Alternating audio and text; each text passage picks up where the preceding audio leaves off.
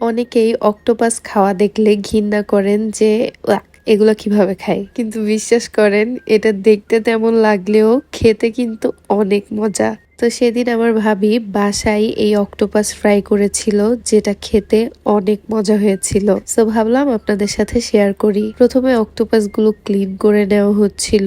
যে পেজ থেকে অর্ডার করেছে ওখানে দেখলাম প্রসেস করা অক্টোপাসও অ্যাভেলেবেল আছে। আপনাদের কারো পেজ লিংক চাইলে কমেন্টে জানাতে পারেন, আমি শেয়ার করে দিব। এটা ক্লিন করাটা বেশ কষ্ট।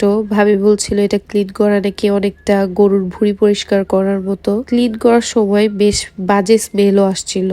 আমরা তো আরাম করে খেয়েছি, কিন্তু ভাবি অনেক কষ্ট করে রান্না করেছে। সো থ্যাঙ্কস টু হার আমাদের এত কষ্ট করে রান্না করে খাওয়ানোর জন্য। অক্টোপাস বাহিরে তো অনেক খেয়েছি, তবে এমন আস্ত কাঁচা প্রসেস করার সময় কখনো দেখা হয়নি। এটা প্রথমে এই অবস্থায় দেখে আমারও অনেক ঘৃণা লাগছিল, তবে খাওয়ার বেলায় কিন্তু অনেক মজা করে খেয়েছি। পরিষ্কার করতে অনেক সময় লেগেছে। ভাবি তো লাস্টে না পেরে নিচে বসে একটু কমফোর্টেবল হয়ে দেন ক্লিন করা শুরু করে। আর এই যে অক্টোপাসের কালি, এই কালি দেখে তো আরো বেশি কেমন কেমন লাগছিল। বাই দ্য ওয়ে, আপনারা কে অক্টোপাস খাবেন কি খাবেন না এটা সম্পূর্ণ যার যার ব্যক্তিগত ব্যাপার, কারণ এটা নিয়ে অনেকের ভিন্ন ভিন্ন মতামত আছে। আমি এখানে কাউকে খাওয়ার জন্য ইনকারেজ করছি না, আমি জাস্ট আমার কাছে কেমন লাগে সেটা শেয়ার করছি। আর যারা অলরেডি খান তাদের জন্য এই ভিডিওটা শেয়ার করছি। অনেক সময় নিয়ে অনেক কষ্ট করে ক্লিন করার পর আমাদের অক্টোপাস কাটার জন্য প্রস্তুত। এটাকে এখন মন মতো সাইজে কাটা হচ্ছে।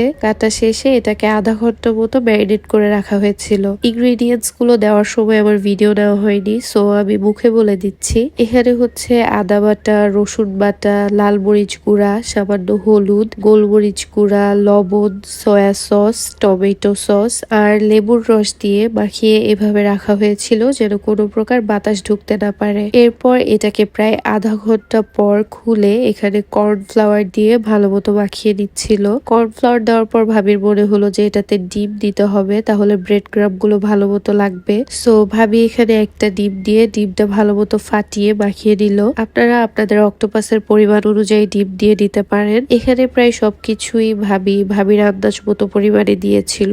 এখন এই কাটা অক্টোপাস গুলোকে ব্রেড ক্রাম্বসে মাখিয়ে নিয়ে তেলে ভাজতে হবে। এই তো সবগুলোতে ব্রেড ক্রাম্বস দিয়ে নেওয়া হয়েছে, এখন এটাকে তেলে ভাজা হবে। এখানে কিন্তু যতগুলো মাখানো হয়েছিল সব ভাজা হয়নি, কিছু পরে ভাজা হয়েছে, তাই ভাজার পর একটু কম লাগছিল।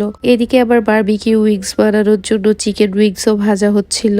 আর এই যে ভাজার পর আমাদের অক্টোপাস ফ্রাই খাওয়ার জন্য একদম রেডি, সাথে বারবিকিউ উইংসও খাওয়ার জন্য রেডি। বিলিভ মি, এটা দেখতে যেমনই হোক খেতে অনেক মজা হয়েছিল। আমার কাছে তো রেস্টুরেন্টের অক্টোপাস ফ্রাই এর চেয়ে বেশি মজা লেগেছে। আমরা সবাই মিলে জাস্ট 2 মিনিটের মধ্যে সব শেষ করে ফেলেছি। ইট ওয়াজ দ্যাট গুড। তো আপনারা যারা বাহিরে থেকে ফ্রাই বা রান্না অক্টোপাস কিনে খান তারা বাসায় এভাবে একদিন ট্রাই করে দেখতে পারেন। আই থিঙ্ক আপনাদেরও বাসায় রান্না করাটা বেশি ভালো লাগবে।